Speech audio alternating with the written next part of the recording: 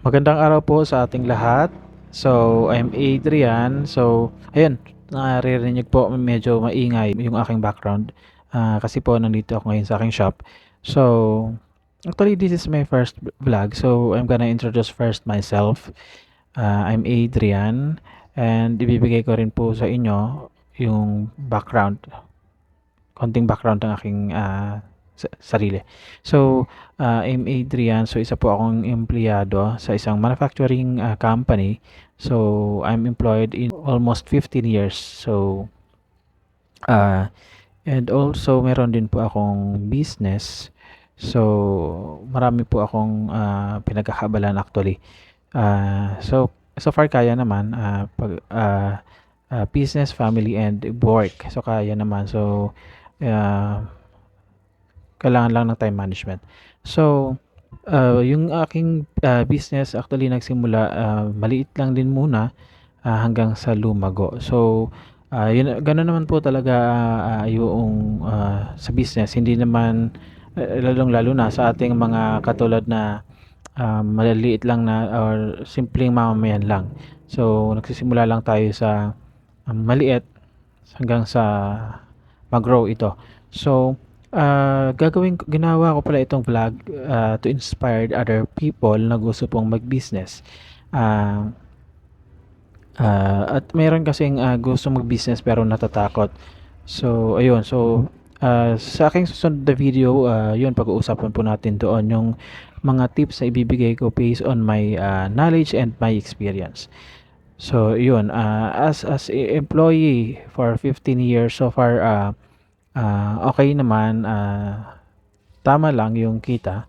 So, alam naman natin lahat, lingid naman sa ating kalamahan na hindi naman gano'n kalaki yung sahod, lalong-lalo na po dito sa Pilipinas. Kaya nga po marami pong mga Filipino na nagpupunta ng abroad para magtrabaho, para kumita ng malaki. So, I started in manufacturing company in 2008 as probationary as quality. So, after 4 years, 8, 9, 10, 11, yun, nag-start kaming mag-business ng aking asawa.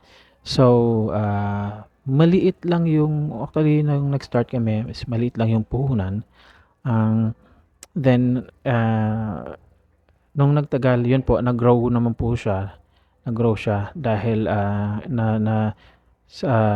nag-boom naman yung business namin. Nakilala kami. Siyempre, sa umpisa, hindi pa kami kilala. So, gano'n naman po lagi sa umpisa yung business. Magpapakilala ka muna. So, pagka nakilala ka na ng mga tao at lalong-lalo na kung maganda yung service na pino-provide mo, of course, babalik-balikan ka nila. So, yun yung maganda do'n. So, after 5 years po of business, na-acquired namin yung pinakauna naming kotse. So, we're very thankful dahil sa business, of course, sa tulong na rin ng pagiging empleyado, nakakuha kami ng pinakauna naming kotse. So, we're very thankful for that, and that was 2016. So, until now, ginagamit ko pa rin naman siya. So, ginagamit ko siya sa business and pang family use. So, then after 2 years naman po, nagpagawa kami ng isang paupahan. So, actually, yun ay parang boarding house. So, isa yun sa mga achievement ulit namin. So, that was 2018. Then, 2022, isa naman sa mga naging achievement namin is yung nagkaroon kami ng L300. So, yun po ay ginagamit naman po namin pang cargo delivery. So, we're very thankful for that blessings. Dahil doon, totoo pala yun na pagka masipag ka, or totoo, naniniwala ako doon sa kasabihan na nasa Diyos ang awa, nasa tao ang gawa. So, basta masipag ka, hindi po imposible na makamit mo yung mga pangarap mo. So, after actually wala pang isang taon, that was nung nakuha namin yung L3, that was 2002. Sumunod naman po noon 2003, nag-open naman po kami ng shop for milk tea and burger. Actually, sa ngayon, nag-add kami dahil medyo malaki naman kasi yung space. So, milk tea and burger shop and plus slash convenience store or variety store. So, ayun.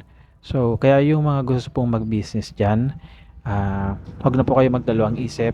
Lalong-lalo na kung may budget naman kayo, so simulan nyo na. Dahil, sabi nga, kung hindi mo pa sisimulan ngayon, kailan pa? So, kung gusto mong umasenso, sipag at tiyaga lang po talaga.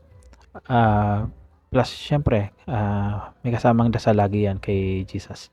So, sa susunod nating video, ibibigay ko sa inyo yung mga tips doon sa mga gusto magsimula ng business. Ibibigay ko kung ano yung mga tips na aking na-experience, yung based on my experience and based on my knowledge.